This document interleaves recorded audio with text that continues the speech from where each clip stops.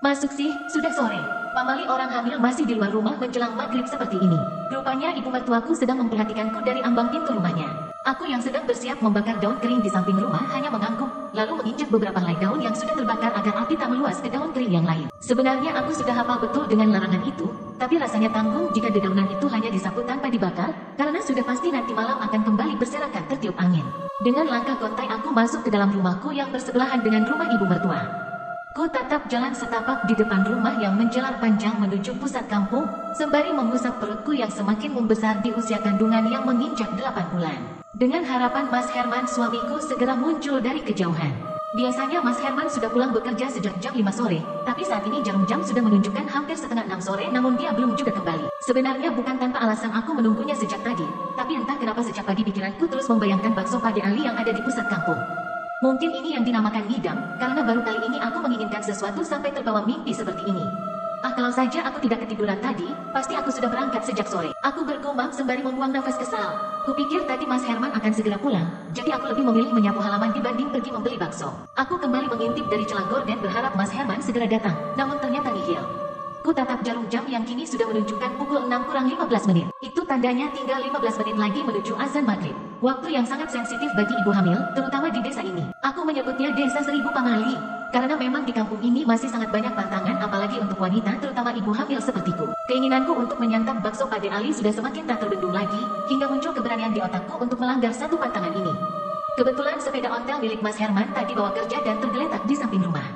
Jika hanya melanggar satu pantangan kurasa itu tak terlalu fatal. Jika perjalanan berangkat menuju warung bakso Pade Ali 5 menit dan pulang juga 5 menit, maka aku masih punya 5 menit untuk menunggu pesanan di sana, batinku.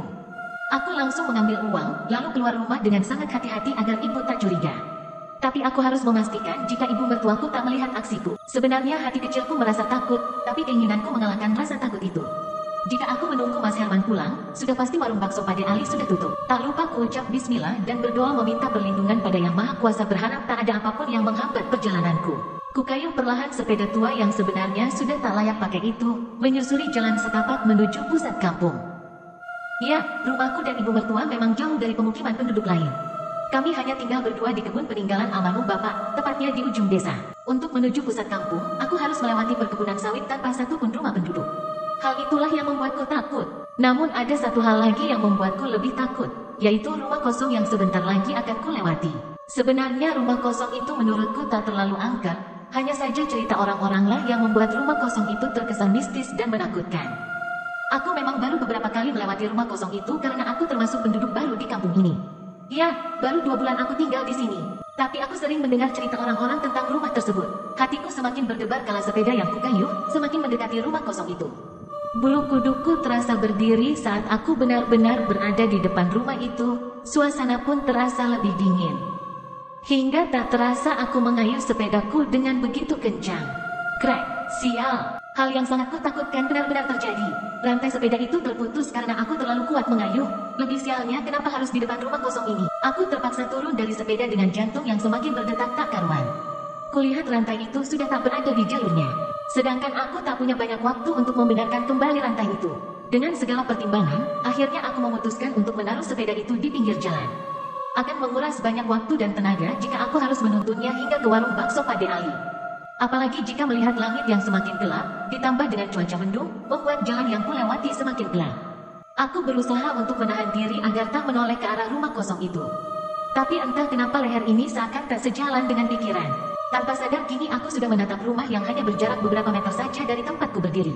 Ternyata aku salah jika menganggap rumah itu tak terlaku angker. Beberapa bagian rumah terlihat hampir roboh termakan usia. Ada sebuah kolam ikan kecil di samping rumah yang airnya sudah keruh cenderung hitam. Beberapa bagian dinding yang terbuat dari anyaman bambu juga sudah bolong disantap rayap, sehingga aku bisa melihat sedikit bagian dalam rumah. Rumput liar juga sudah menjalar di lantai. Tidak adanya lampu sebagai penerangan membuat rumah itu semakin menakutkan di mataku. Dadaku berdegup 2 kali lebih cepat saat samar-samar kulihat sosok berbaju hitam di samping kolam. Sosok itu bersembunyi di balik pohon besar sedang memperhatikanku dari kejauhan. Kupanjatkan segala doa yang ku bisa dalam hati. Ingin rasanya aku berlari, tapi entah kenapa kaki ini terasa sangat berat untuk pergi dari sini. Kilatan cahaya dari langit membuat sosok hitam yang kulihat semakin jelas. Sosok itu tinggi kurus, menggunakan kebaya berwarna hitam dipadukan dengan kain jarik dengan warna senada. Aku tak bisa melihat wajahnya, karena dia terus menunduk. Di tangan kanannya terdapat kampak besar dengan ujung mengkilap, sedangkan di tangan kiri, seperti sedang menggendong sesuatu, namun tak begitu jelas karena terhalang batang pohon. Astagfirullah, aku memegangi perut buncitku begitu erat. Dua, petir menyambar begitu keras membuat aku sejenak menutup mata karena kaget, namun saat mata kembali terbuka, sosok hitam itu tiba-tiba menghilang begitu saja. Kesempatan itu ku gunakan untuk pergi dari sini, namun aku bimbang antara pulang atau melanjutkan perjalanan. Tanggung sudah sampai di sini, lebih baik aku lanjutkan saja. Tekadku sudah bulat, semoga saja nanti aku bertemu Mas Herman di jalan, agar aku tak pulang sendiri.